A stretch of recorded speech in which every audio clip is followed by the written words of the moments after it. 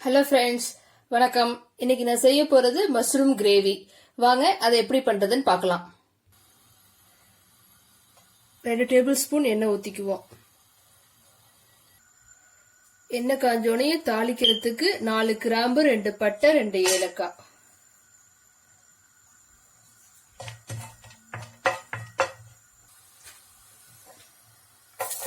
Medium size onion 2 வெங்காயம் நல்லா பொடியா நறுக்குனது.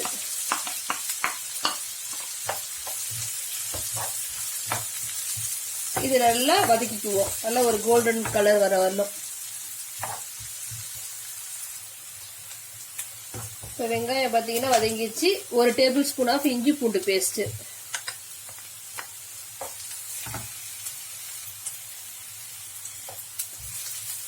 தக்காளி 1, பெரிய சைஸ் தக்காளியா இருந்தா 1 எடுத்துக்கோங்க, சின்னதா இருந்தா 2.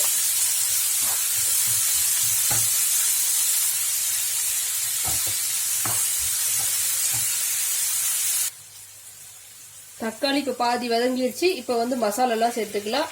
1/2 டீஸ்பூன் மஞ்சள் தூள், 2 டீஸ்பூன் தனியா தூள்,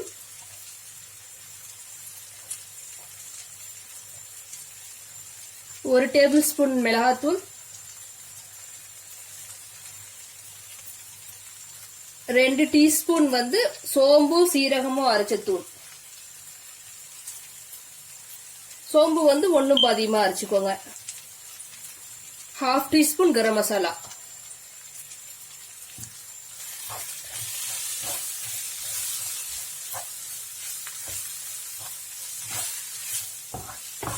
தண்ணி விட்டாதீங்க.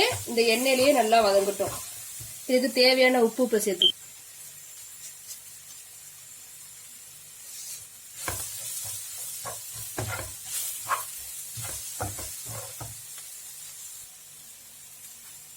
1/2 டீஸ்பூன் பெப்பர். இல்ல முக்கால்வாசி வதங்கிடுச்சு. இப்ப நம்ம இந்த மஷ்ரூம் சேர்த்துக்குவோம். காளான் நான் 250 கிராம் எடுத்து வச்சிருக்கேன்.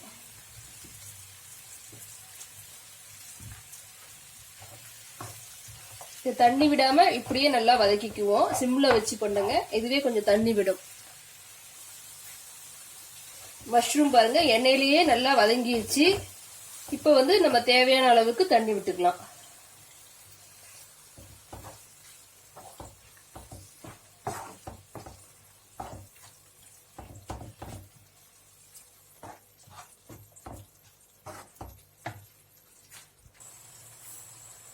இப்ப நல்லா வெந்துச்சு. இந்த ஸ்டேஜ்ல நம்ம அடுப்பு ஆஃப் பண்ணிடலாம்.